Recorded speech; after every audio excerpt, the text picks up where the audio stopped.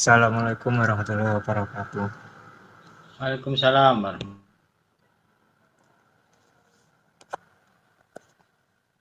A'udzu billahi minasyaitonir rajim. Bismillahirrahmanirrahim. Syahrul Ramadanal ladzi unzila fihil Qur'an hudan linnasi wa bayyinatin minal huda wal furqan. Faman syahida minkumus syahra falyasum. ومن كان مريضا أو على سفر فعدة من أيام أخر يريد الله بكم اليسر ولا يريد بكم العسر ولتكملوا العدة ولتكبروا الله على ما هداكم ولعلكم تشكرون.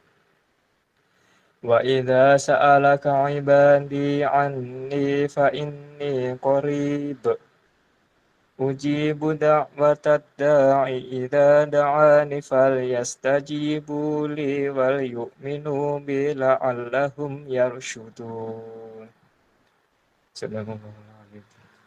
Assalamualaikum warahmatullahi wabarakatuh. Waalaikumsalam. Terima kasih banyak pada Saudara Handika atas bacaan ayat suci Al-Qur'annya. Semoga menambah keberkahan dan kenikmatan acara kita pada malam hari ini. Baik, kita memasuki acara inti, yaitu kajian yang akan disampaikan oleh Ustadz Farid Marzuki Ammar MA dengan topik lanjutan dari sesi yang kemarin, yaitu adab kepada kitabullah. Kepada Ustadz Farid, kami persilakan.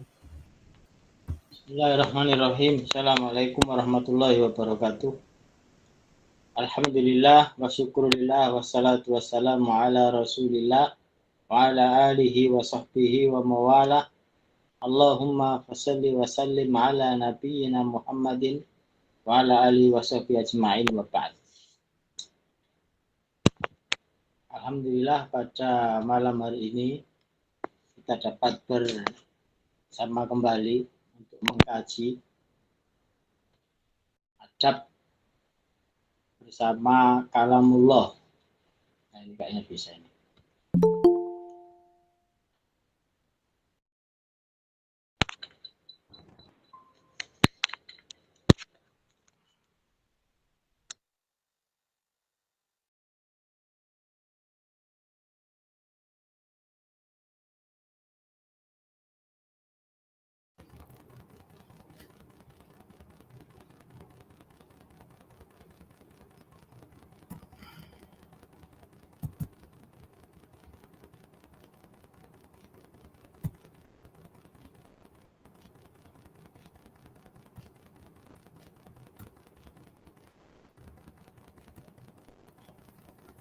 Ya, lanjut.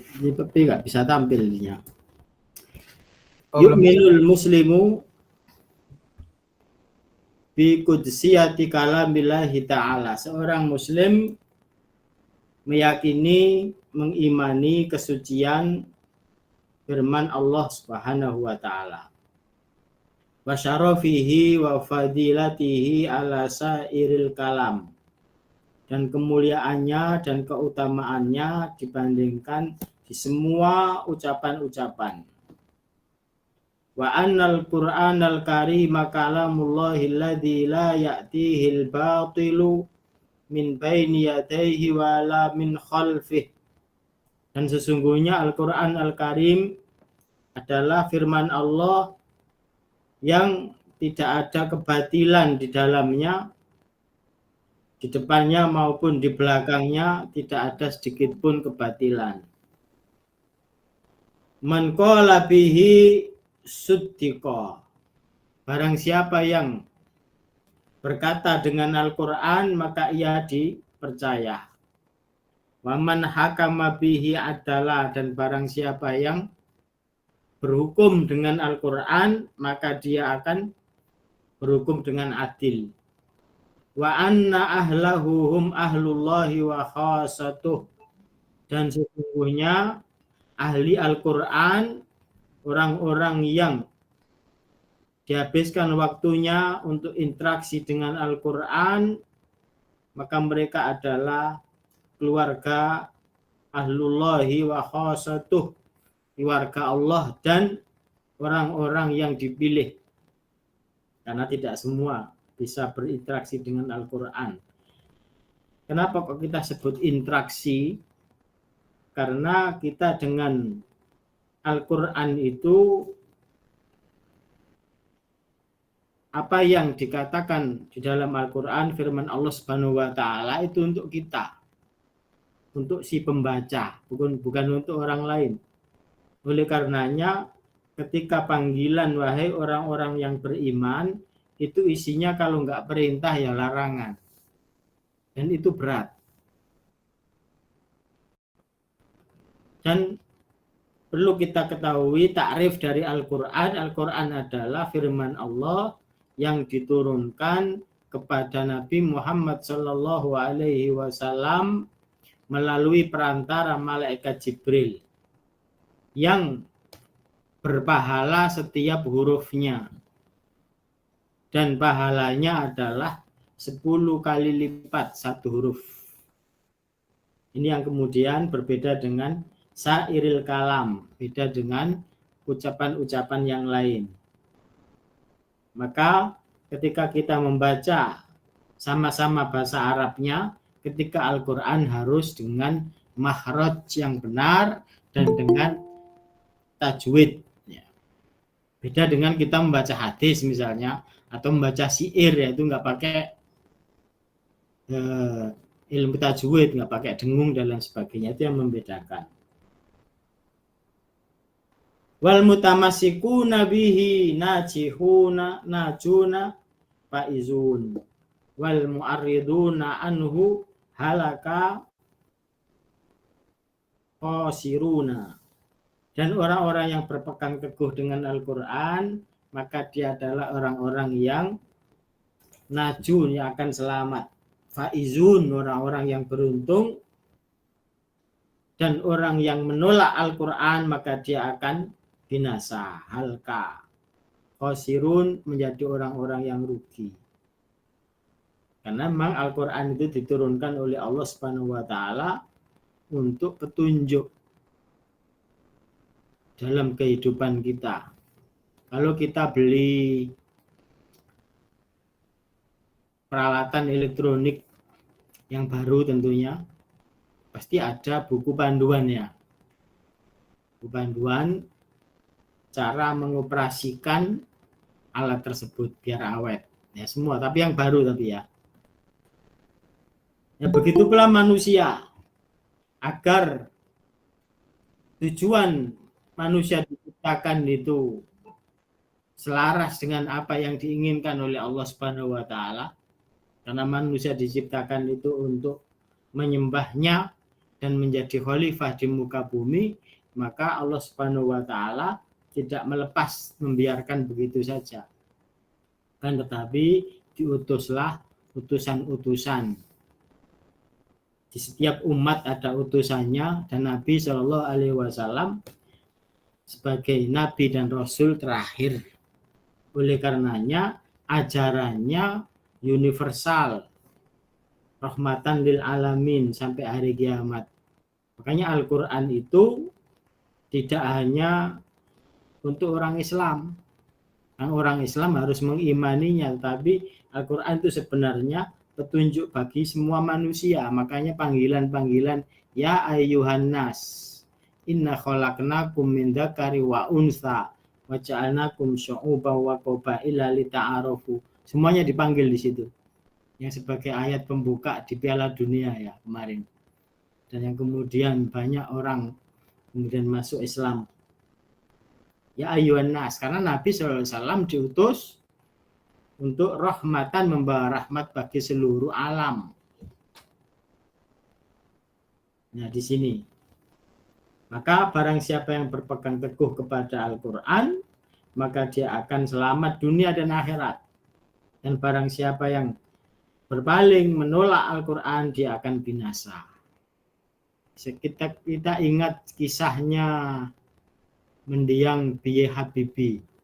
Ketika sekolah di Jerman, beliau dikenal pandai dan dikenal kuat ingatannya, tapi selalu urutan ketiga rankingnya. Yang pertama dan kedua itu diduduki oleh orang-orang Yahudi. Sehingga B.Y. Habibie waktu itu panggilannya Rudi, itu bertanya kepada kedua orang itu, kok bisa sih kamu bisa mengalahkan saya? Terus ya nggak capek-capek, nggak dijawab rahasianya apa, akhirnya dijawab Rudi. Ternyata kebiasaan orang Yahudi itu ketika malam itu mandi, ya ketika pagi hari jam 1, 2, ya 3, ya sekitar itu mandi kemudian baca Al-Quran. Maka di situ B.Y. Habibie tersentak. Ya, kan mestinya aku orang Muslim.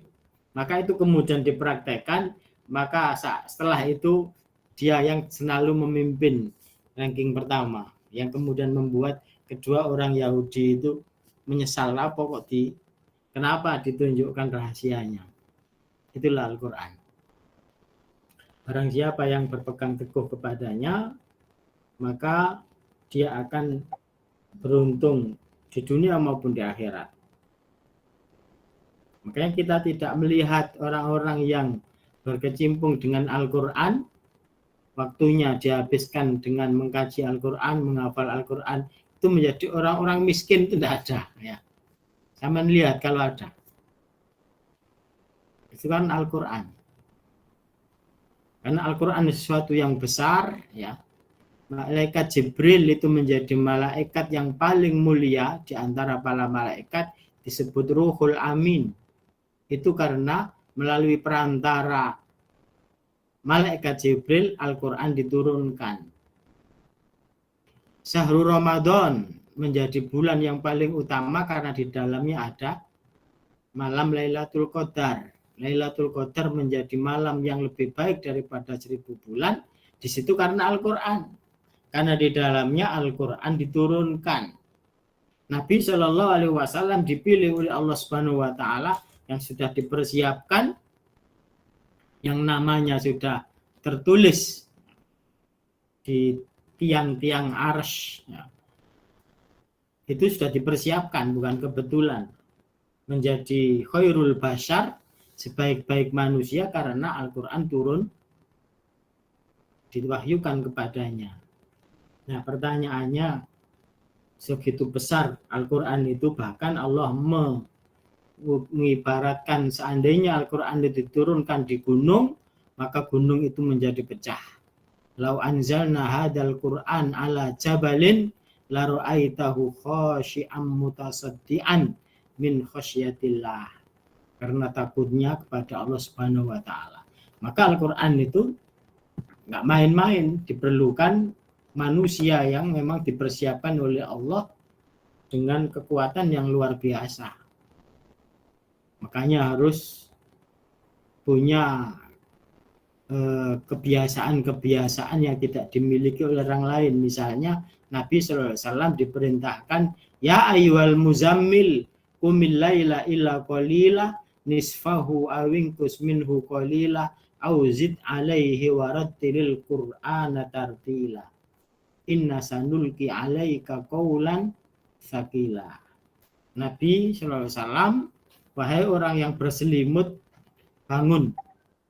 Seperti qumil laila illa qalila, di malam kecuali sedikit atau separuhnya, dan bacalah Al-Quran karena kami akan menurunkan perkataan yang berat. Nah, makanya ruhiyahnya harus kuat. Itu. Jadi kalau kita berat dengan interaksi dengan Al-Quran, lebih banyak interaksinya dengan media sosial dan segala peralatannya, maka itu menunjukkan keringkihan ruhiyah kita. Sesungguhnya kekuatan manusia itu bukan didasarkan oleh fisik, tapi didasarkan oleh ruhiyahnya. Ketika ruhiyahnya kuat, meskipun fisiknya lemah, dia akan kuat. Buktinya orang berpuasa itu tidak pandang kurus atau gemuk. Puasa Ramadan itu justru mungkin yang kurus justru lebih kuat puasa, yang gemuk malah nggak kuat karena berkaitan dengan kekuatan ruhiyahnya. Gitu ya.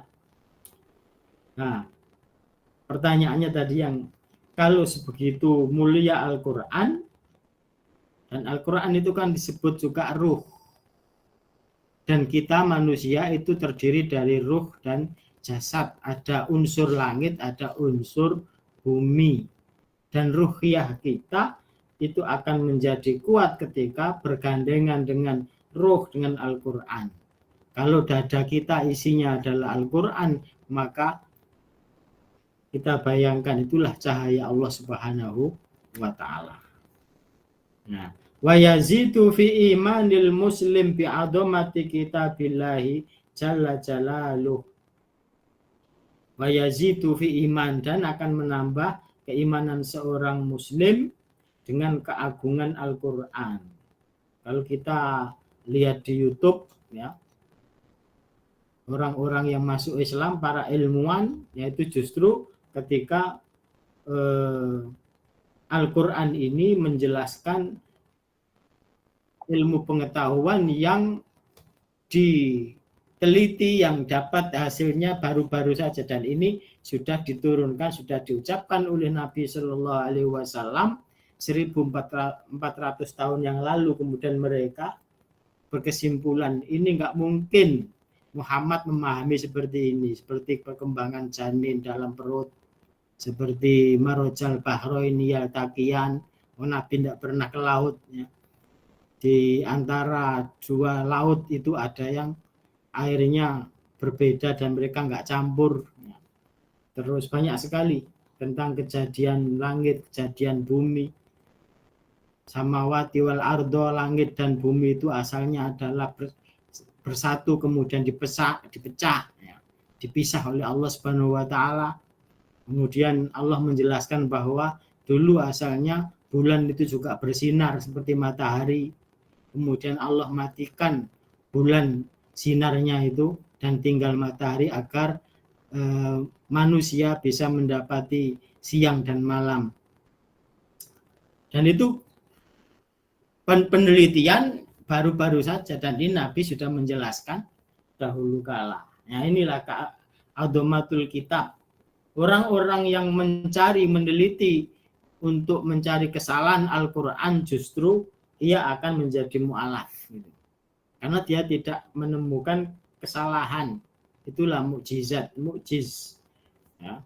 Orang tidak bisa meniru ya Al-Quran, membuat Al-Quran, meskipun Al-Quran itu ketika diturunkan mereka bangsa Arab dengan bahasa Arab dan mereka ahli membuat syair, tapi mereka nggak bisa membuat ayat atau surat yang sama dengan Al-Quran. Contohnya saja, misalnya ketika kita membaca awal surat yang seperti Alif Lam Mim, itu sebagai tantangan bagi orang-orang para penyair yang tidak percaya bahwa Al-Quran adalah firman Allah.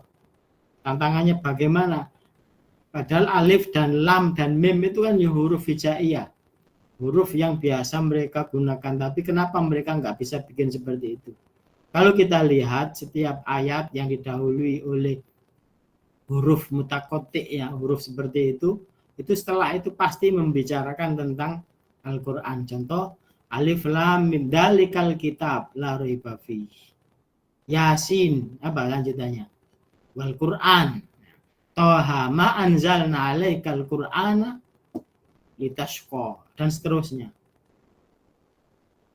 Kaf ha ya ain shad, dzikru rahmati rabbika abdahu Zakaria, dan seterusnya. Pasti setelah itu membicarakan tentang Al-Quran. Itu titik kemujizatannya di situ, sebagai tantangan bagi orang-orang yang tidak percaya bahwa Al-Quran adalah firman Allah Subhanahu wa ta'ala. Nah, seorang muslim tambah beriman ya, keagungannya. Makanya ini juga sebagai jawaban yang biasanya orang-orang yang bertanya kepada Dzakir Naik ya.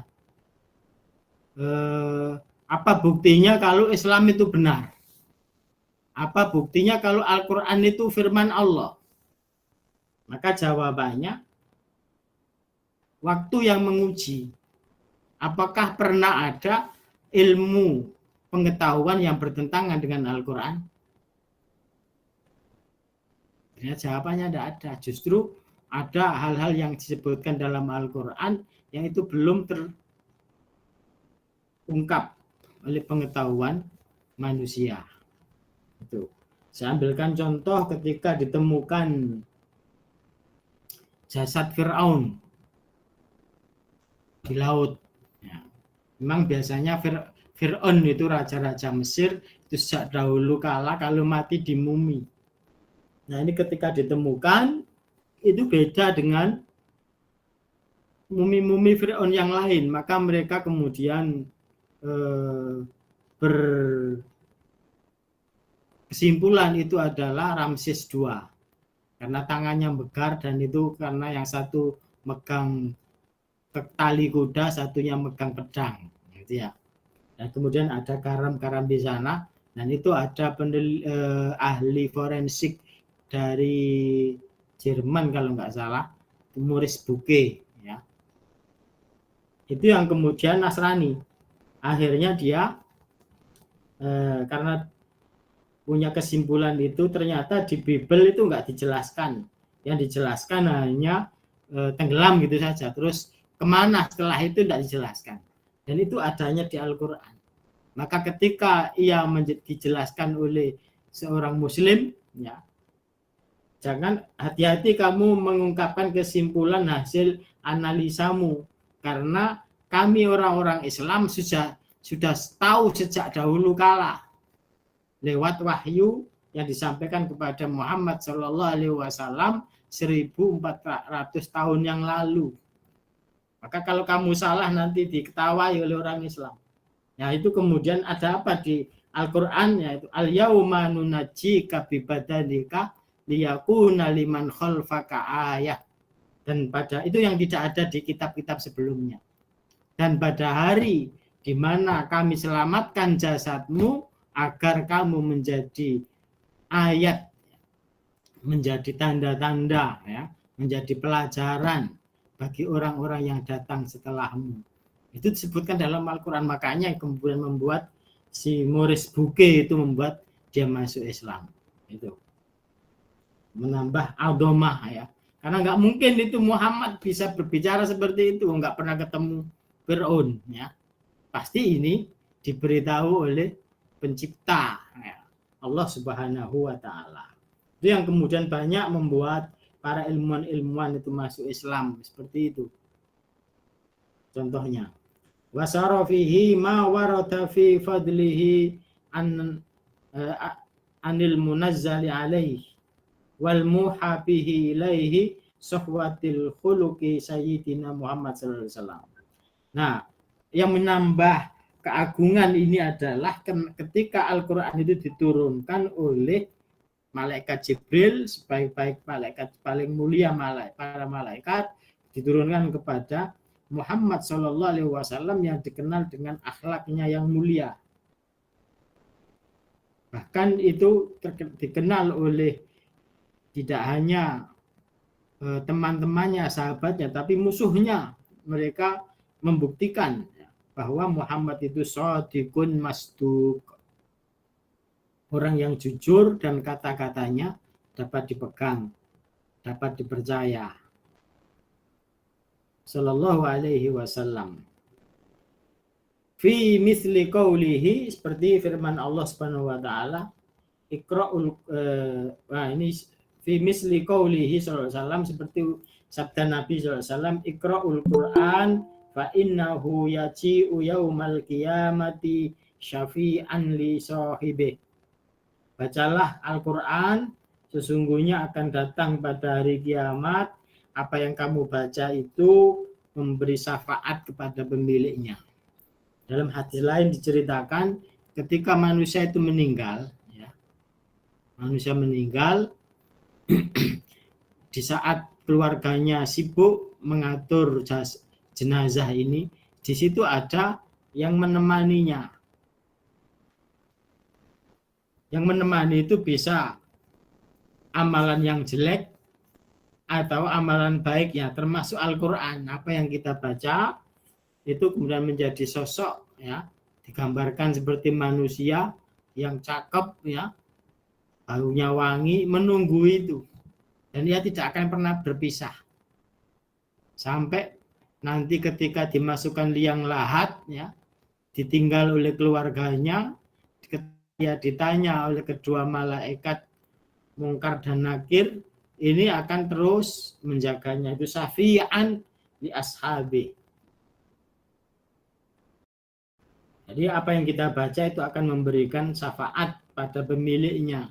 Makanya usahakan setiap hari itu harus membaca Al-Quran. Bisa lembar, dua lembar, syukur-syukur bisa 1 juz. Bayangkan ketika Anda membaca itu setiap hurufnya itu 10 kali lipat pahalanya. La aqulu alif lam mim harf. Ya. Nabi mengatakan, tidak aku katakan alif lam mim itu 1 huruf, tapi alif huruf, lam huruf, mim huruf. Itu setiap hurufnya 10 kali lipat. Itulah rahmat Allah Subhanahu wa ta'ala. Biasanya membaca Al-Quran itu beratnya di awal. Tapi ketika kita sudah bisa membiasakan sebulan saja, setiap hari baca Al-Quran, itu sudah akan menjadi kebiasaan yang ketika kita meninggalkan itu ada yang hampa, ada yang lupa, ada yang hilang. Coba, sampai coba nanti. Yang masih belum jarang-jarang baca Al-Quran itu gunakan untuk setiap pembuka dari aktivitas kita. Itu usahakan sebagaimana ketika kita membuat acara-acara kayak tadi ya, itu dibuka dengan tilawah supaya berkah. Hidup kita juga begitu. Kita buka pagi hari dengan jamaah subuh ya. Kalau di sana enggak masuk jamaah, sholat jamaah ya. Ada Ustaz. Adanya maghrib dan isya ada. Oh gitu ya. Kalau subuh gimana? Jamaah diri ya. Ya usahakan jamaah dengan keluarganya gitu ya. Karena itu penting, itu membuka hari ya. Karena siapa yang dimudahkan ya, subuh berjamaah nanti akan berkah itu harinya. Diusahakan sebisa mungkin ya, dengan keluarganya, dengan pokoknya sholat sendiri ya. Nanti dimakan harimau nanti sendirian. Wa qauli khairukum man ta'allamal Qur'an wa 'allamahu. Ini sabda Nabi, sebaik-baik kalian adalah yang mempelajari Al-Qur'an dan mengajarkannya. Di sini tidak ada kaitannya dengan ustadz atau bukan. Sampean semua itu masuk dhamir kum. Apapun ahli bidang apapun, nanti bergelut dengan apapun ya, orang Islam, maka khairukum, sebaik-baik kalian adalah yang mempelajari Al-Quran dan mengajarkannya. Ingat itu. Apapun posisi Anda, apapun aktivitas Anda, apapun profesi Anda, tidak ada yang jauh lebih baik selain mempelajari Al-Quran dan mengajarkannya. Balighu anni walau ayah. Ya. Pelajari, sampaikan dariku meskipun 1 ayat. Gitu. Ini kepada siapapun, tidak ada pengecualian, nggak harus ustadz ya. Kita berkewajiban itu mempelajari dan mengajarkannya. Karena ketika kita pelajari, maka itu akan kembali kepada diri kita, dan apabila kita mengajarkannya, itu juga kembali kepada kita. Apa yang kita ajarkan itu akan menjadi pahala. Kalau dikerjakan oleh orang yang kita ajari, maka pahalanya kita juga dapat pahala dari kebaikan orang itu tanpa mengurangi pahala orang itu. Itu yang disebut dengan nariyah ya. Meskipun kita sudah meninggal, apa yang kita ajari itu terus mengajar terus, itu kayak MLM gitu ya. Kalau MLM kan harus tutup ya, harus kulaan gitu, tapi ini enggak. Meskipun meninggal pahalanya wairu mamnun ya, tidak terputus. Makanya orang yang meninggal setiap Bani Adam itu kalau meninggal kan terputus amalnya kecuali 3 itu. Sedekah jariyah, ilmun yuntafa'u bihi, ya ini ilmun yuntafa'. Itu ilmu yang bermanfaat. Artinya apa yang kita ajarkan itu digunakan oleh orang lain mengerjakannya, bahkan mengajarkannya, kita terus dapat. Khairukum man ta'allamal Qur'an wa 'allamahu. Jangan lupa itu.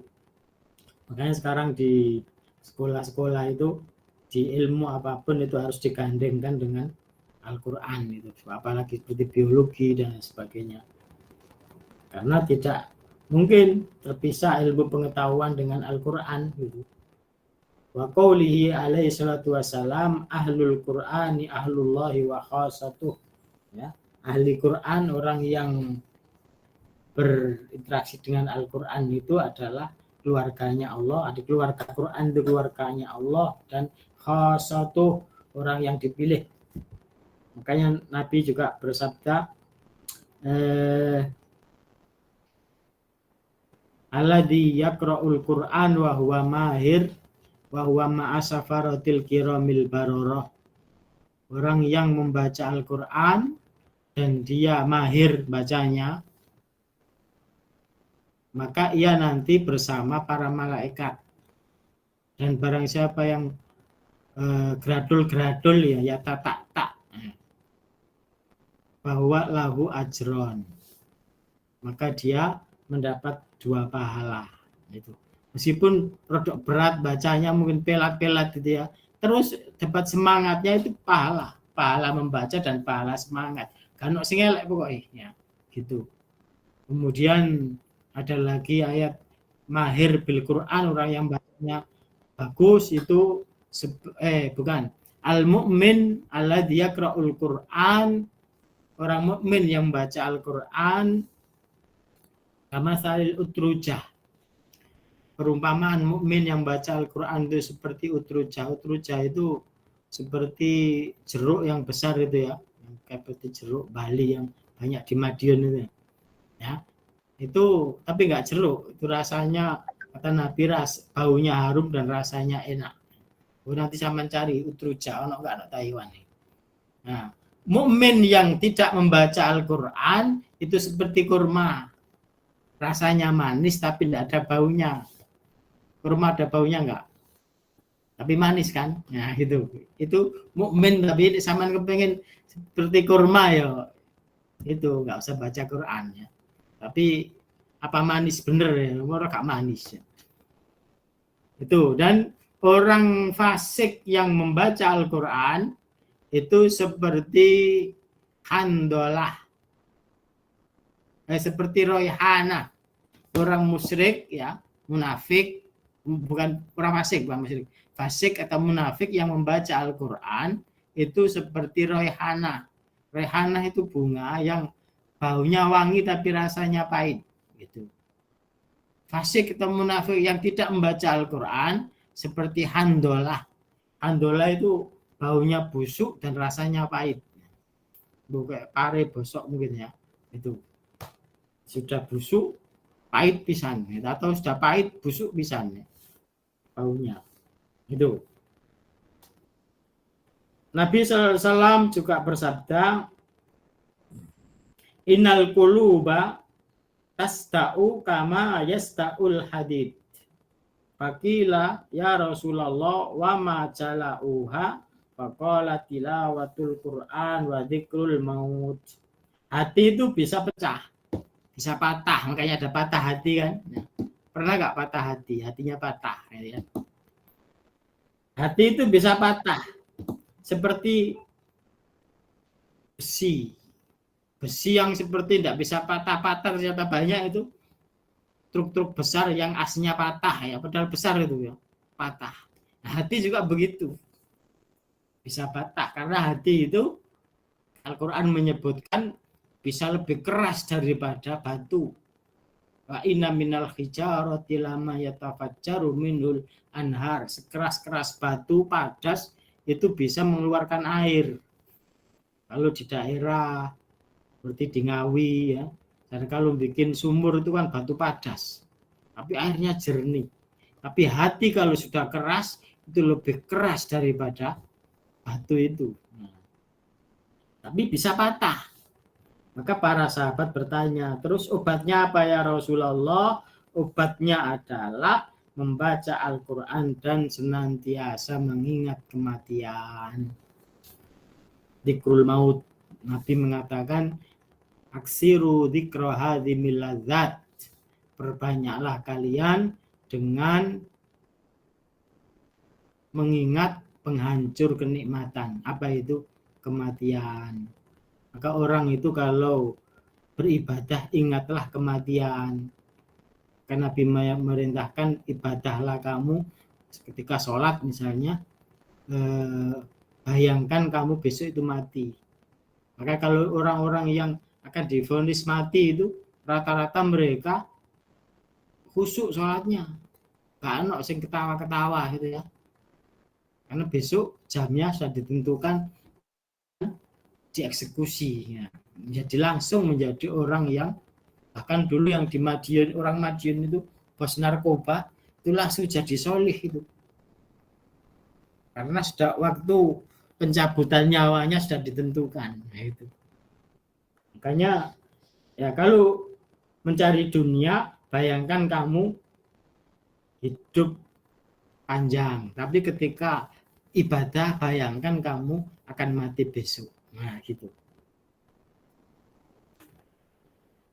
Bitilawatil Quran. Banyak orang yang ketika, jadi gini, ada ungkapan, sesuatu itu kalau ditinggal itu akan layu. Cuman ada yang seneng nanam-nanam enggak? Coba ditinggal tidak dikasih air, dia akan layu. Misalnya bunga mawar ya bunga apapun ketika enggak disiram dibiarkan layu. Nah, hebatnya Al-Quran itu, kalau ruh kita tidak disirami dengan Al-Quran, kita yang layu gitu. Mudah stres, mudah penyakitan gitu ya.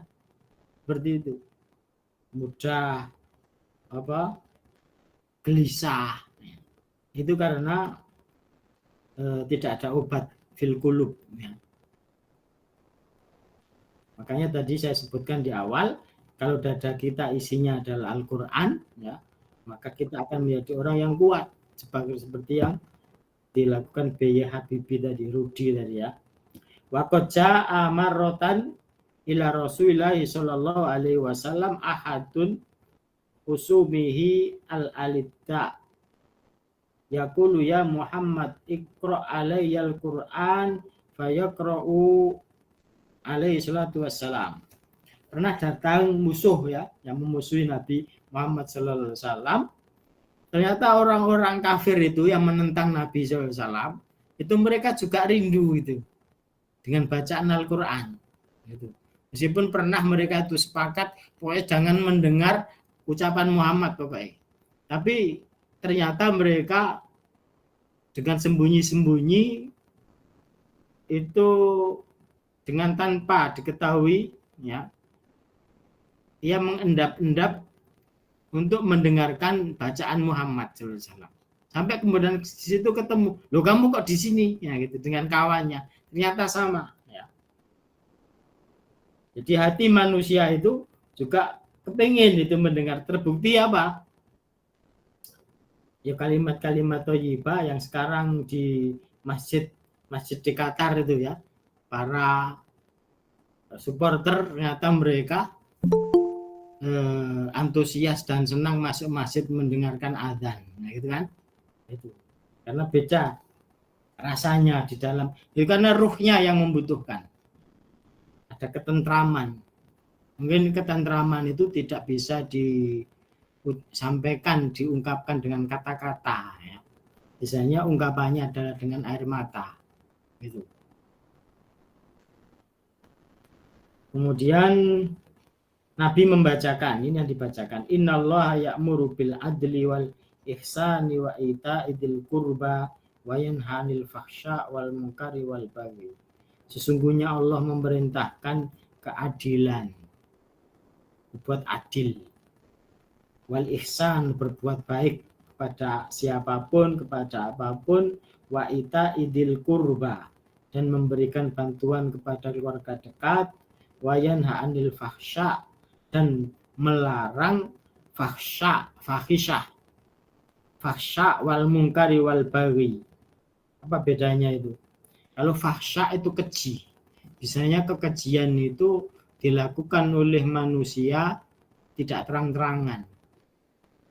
Tapi sekarang keji itu ya juga diterang-terangkan, kayak pendukung Jerman itu ya, kayak menteri dalam negeri Jerman ya, LGBT itu aja fahisyah.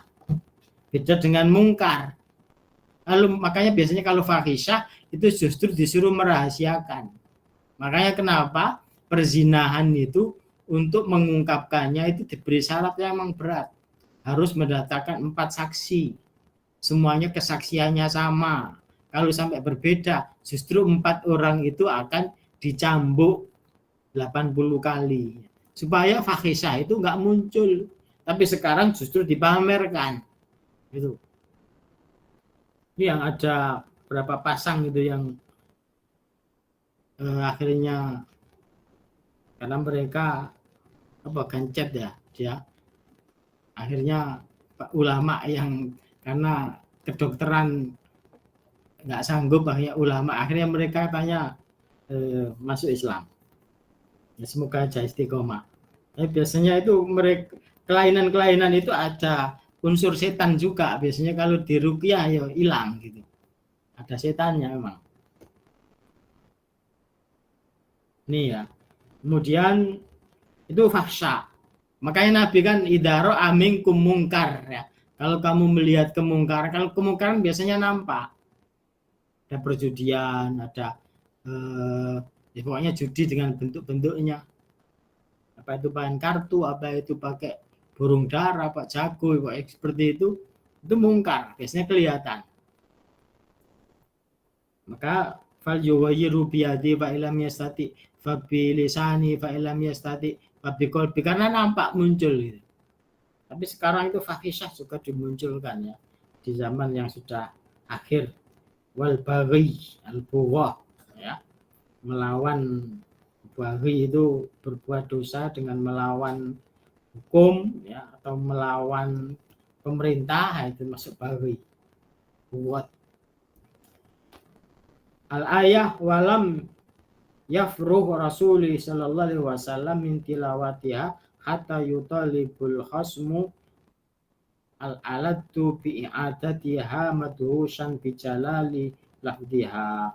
Orang yang musuhan tadi, Nabi belum selesai membacanya, ia ingin diulang lagi bacaan karena melihat indahnya lafaz itu. Karena keindahan nggak hanya indahnya lafaz, tapi perintah-perintahnya itu kan akhlak yang mulia itu. Nggak ada yang membantah. Allah memerintahkan keadil, siapa yang nggak senang adil? Kalau nggak senang adil itu PKI. Karena ketika ada kampanye keadilan, mereka mengatakan ini adil-adil nemen ya gak enak rek. Itu karena kalau adil nemen mereka tidak bisa berbuat curang. Tapi Islam menanamkan keadilan ini pada apapun dalam pembagian, sampai ketika menikah lebih dari satu pun harus adil syaratnya. Nikah iso adil ya wis itu ae. Apalagi satu saja yang belum ya, gimana mau berikutnya gitu. Tapi syaratnya adil. Di apapun. Dengan anak juga, mungkin anaknya lebih dari satu ya harus adil. Ketika menjadi dosen ya, nanti sampean balik jadi dosen ya harus adil ya. Itu tanggung jawab dunia akhirat. Wal ihsan, berbuat baik pada siapapun, kepada apapun, bahkan pada binatang sekalipun. Itu menunjukkan akhlak. Nabi memerintahkan idza dabahtum fa asinu dzibhah fal yuhidda safratahu wal yurih dabihatahu. Barang siapa yang membunuh, faman yaktul fa ahsinul qitlah, kalau membunuh bunuhlah dengan cara yang baik, jangan disiksa. Dan kalau kamu mau menyembelih, sembelihlah dengan cara yang baik, dengan menajamkan pisau, dan buatlah binatang sembelian itu nyaman. jadi nggak terasa sakit. Makanya disuruh mempertajam tadi, nggak ketul apa namanya yang kayak gergaji ikrik ya, itu menyakitkan, melihatnya saja sudah sakit. Jadi ketika tajam, nah itu ihsan fi kulli syai. Itu contoh bagaimana kita diperintahkan untuk berbuat baik pada siapapun, kepada apapun, binatang saja harus berbuat baik. Nah ini intinya tadi ayat itu belum selesai dibacakan, orang yang bermusuhan tadi minta dibacakan ulang karena keindahan lafadznya. Wakudsiyati dan kesuciannya, kesucian maknanya makhudan bibayaniha majluban bikuwati ta'siriha, dengan kekuatan pengaruhnya yang mempengaruhi jiwa. Jadi Al-Quran itu kalau dalam bahasa Arab itu ada balaghah ya. Kata-kata indah itu bisa menarik ya, menarik hati. Makanya banyak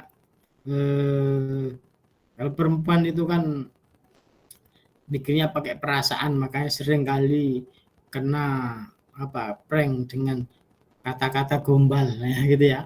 Jadi biar siapa yang bisa merangkai kata ya, itu mudah itu. Dan Al-Quran itu seperti itu. Kuwatu ta'sir.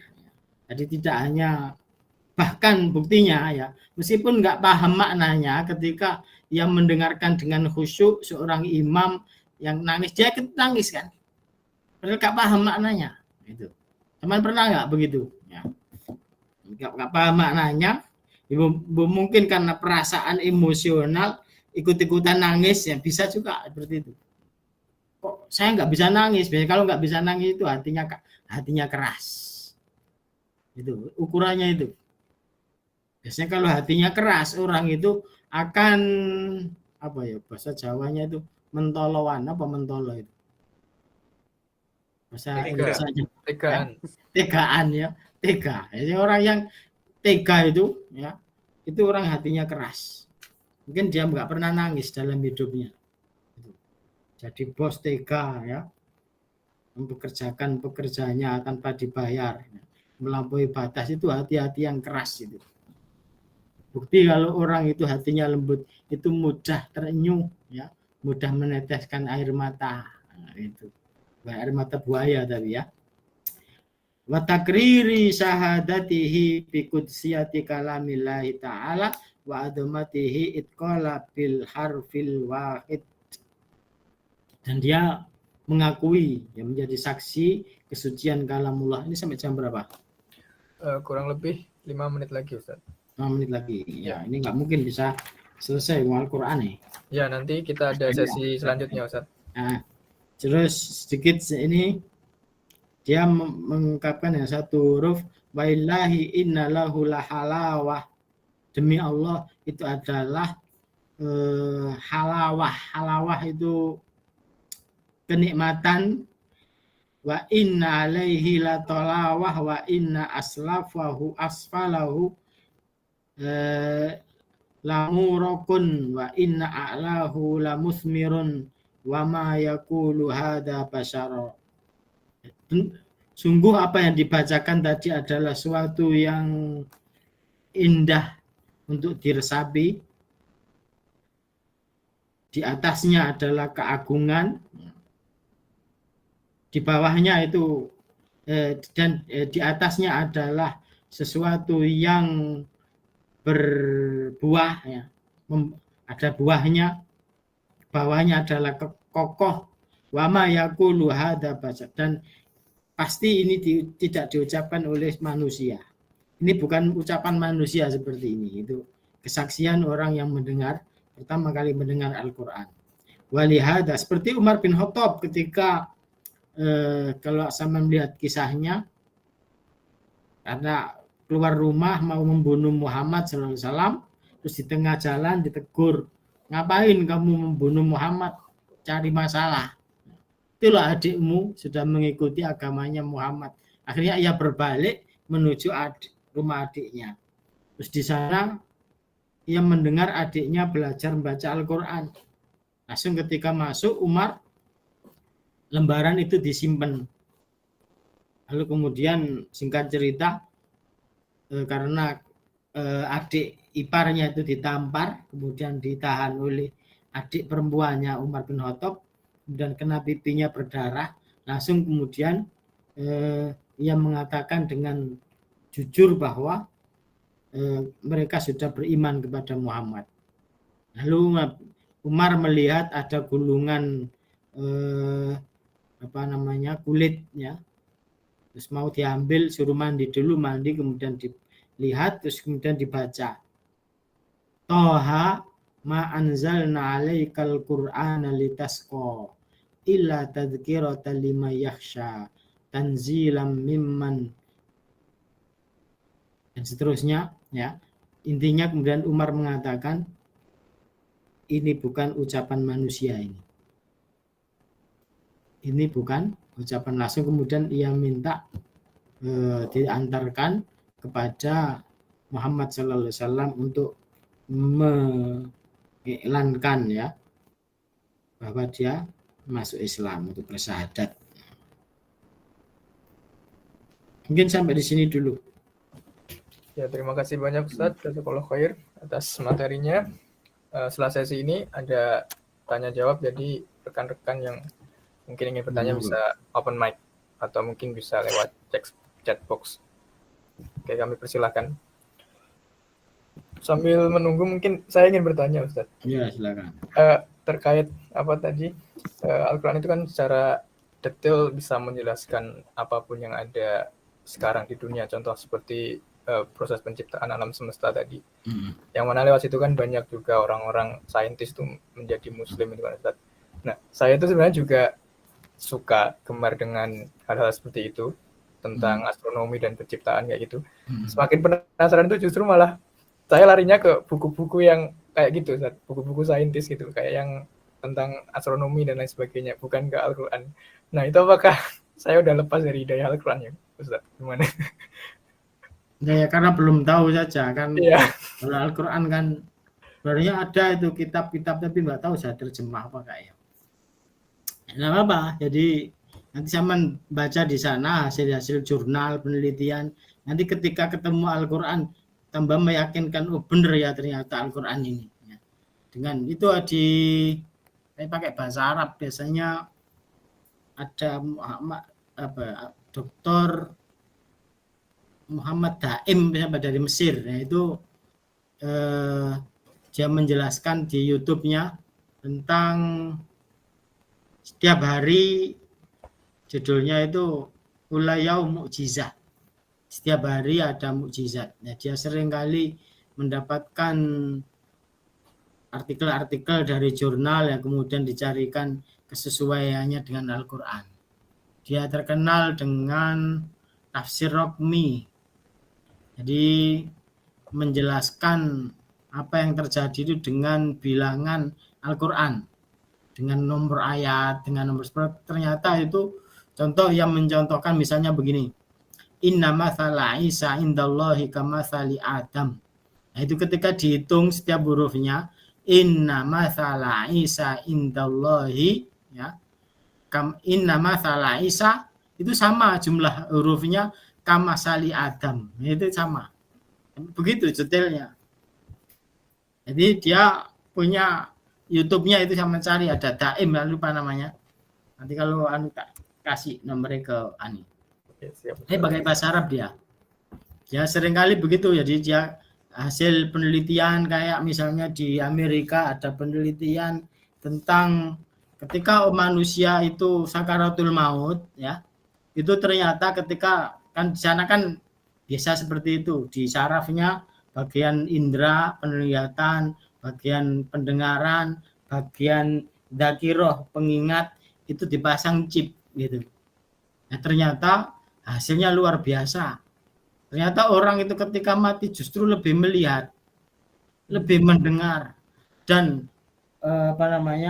ingatannya jauh lebih kuat gitu. Dan itu kemudian disesuaikan dengan hadis dan Quran. Al-Quran sudah berbicara, yauma yatadzakkarul insanu ma sa'a. Jadi ketika lahdatul maut, ketika roh dicabut itu, ternyata orang itu beberapa detik itu mengingat semua yang dia pernah lakukan mungkin sejak balik atau sejak ia bertanggung jawab, itu sampai mati. Itu hanya beberapa detik. Nah, terus kemudian ternyata dia melihat sesuatu yang belum pernah ia lihat, ya. Ada lonjakan di grafiknya itu, dan juga pendengaran, dan itu butuh waktu yang lama, atau ia mendengar itu sampai waktu yang lama. Nah, kemudian digandengkan dengan ketika Nabi Shallallahu Alaihi Wasallam selesai perang Badar, ya, kemudian jasad-jasad kaum Quraisy sudah dikuburkan, kafir Abu Jahal dan lain sebagainya. Nabi memanggil, disebut nama-namanya, Amr bin Hisam dan seterusnya, dipanggil semua. Apakah kalian sudah mendapatkan apa yang dijanjikan Tuhan kalian? Sesungguhnya aku telah mendapatkan apa yang dijanjikan oleh Tuhanku. Nah, di situ Nabi ditegur oleh Umar bin Khattab, ya Rasulullah, kenapa engkau berbicara dengan orang yang sudah mati? Gitu. Apa jawab Nabi? Wahai Umar, sesungguhnya kamu tidak lebih mendengar dari mereka. Mendengar. Itu makanya ketika ada orang mati, kita tidak boleh berbicara apa yang nggak bagus. Itu. Karena dia mendengar, tapi saat itu dia hanya punya hak mendengar, nggak punya hak jawab. Maka jangan berbicara kecuali hal yang baik. Itu kan ketika Abu Salamah meninggal dan mendelik, gitu kan. Terus orang kan ribut, kok mendelik gitu ya. Padahal itu sabiqunal awalun, ya. Tapi apa kata Nabi? Jangan berbicara kecuali yang baik. Sesungguhnya jasad itu ketika rohnya dicabut, matanya itu mengikuti roh yang lepas. Makanya itu jadi mendelik. Jadi bukan menjadi bukti bahwa itu su'ul khotimah. Nah, biasanya yang su'ul khotimah itu wajahnya dan tubuhnya itu menghitam. Itu tandanya. Tadinya ganteng terus mati kok tadi kosong. Karena itu ditaboki malaikat. Itu. Jadi tidak apa-apa. Heman belajar di sana, nanti kemudian pelajari Al-Quran, nanti ketemu, dikuatkan. Berarti hasil ilmu pengetahuan tadi menguatkan pemahaman Anda terhadap Al-Quran. Bagus tambahan. Itu. Karena memang memahami Al-Quran kan belum bisa gitu. Jadi nanti bisa nggatuk ya gitu. Iya, larinya mesti ke hal-hal yang kayak itu ada peneliti Amerika kan, kemudian punya alat yang merekam daun-daunan itu berbunyi ternyata, gitu kan, dengan alat rekamnya. Nah, kemudian mereka nggak bisa mendefinisikan, kok bisa ngomong ya. Nah, baru kemudian ketemu ilmuwan Muslim dari India, langsung disebutkan, loh kalau itu bagi orang Islam nggak ada masalah, sudah paham, karena itu sudah disampaikan oleh Muhammad 14 abad yang lalu, yaitu wa min syai'in bisamawati wal ardi illa yusabbihuna bihamdih walakin la tafqahuna tasbihahum. Sesungguhnya segala sesuatu yang ada di langit dan di bumi, mereka semuanya bertasbih kepada Allah. Hanya saja kalian tidak paham tasbihnya. Nah, gitu. Makanya kita juga dilarang untuk membunuh semut. Apa? Karena semut itu, kan ada penelitian tentang semut kan ya, di luar biasa. Semut itu makhluk yang senantiasa bertasbih. Makanya sampean mati semut harus gantikan bertasbih. Karena dia adalah makhluk yang senantiasa bertasbih kepada Allah Subhanahu wa taala. Kadang saya mengingat itu mateni kok. Ya, karena dia ini bertasbih. Kita membunuh orang makhluk yang bertasbih. Iya. Itu contoh. Oke, terima kasih banyak Ustaz. Ya mungkin satu pertanyaan lagi mungkin dari rekan-rekan yang ingin bertanya. Boleh saya bertanya? Oke, silakan Mas. Kan kalau kita orang awam itu ketika baca Al-Quran kemudian mencoba untuk baca terjemahannya itu seakan-akan kok apa namanya sepotong-sepotong gitu Ustaz. Contohnya Al-Baqarah pertama membicarakan orang munafik, kemudian orang Yahudi, kemudian kembali lagi, kemudian di tengah-tengah nanti ada cerita Musa dan sebagainya. Apakah Al-Quran itu ada strukturnya gitu Ustaz? Seperti buku-buku yang saat ini gitu ya Ustaz.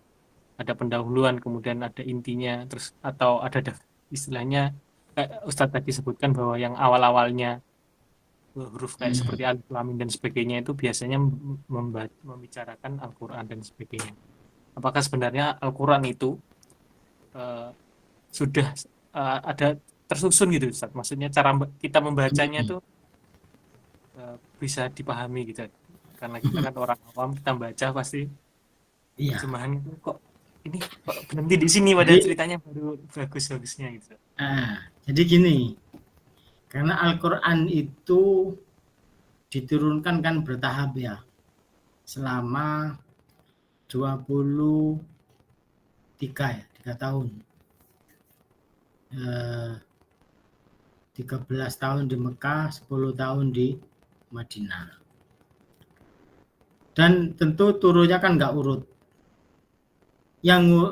Tetapi Jibril kemudian memerintahkan pada Nabi SAW ini masukkan ke surat ini, masukkan surat ini. Jadi urutannya itu sesuai yang ada di Lauhil Mahfuz.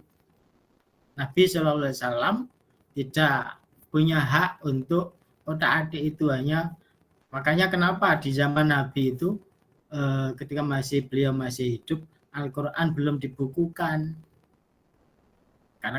karena kalau sudah dibukukan nanti tambal sulam ya. Kalau sekarang ya tinggal ngedel kemudian di copy cetek masuk ya. Kalau zaman itu kayak opo itu.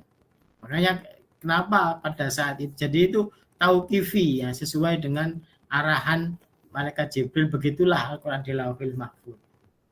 Nah, kemudian jadi tafsir, itu ada tafsir tematik gitu ya. Nanti kalau sampean bicara dengan membaca terjemahannya yang depak itu, nah itu kan ada ininya, ayat ini sampai ini bicara tentang ini, berikutnya bicara tentang apa, tapi di situ ada munasabah.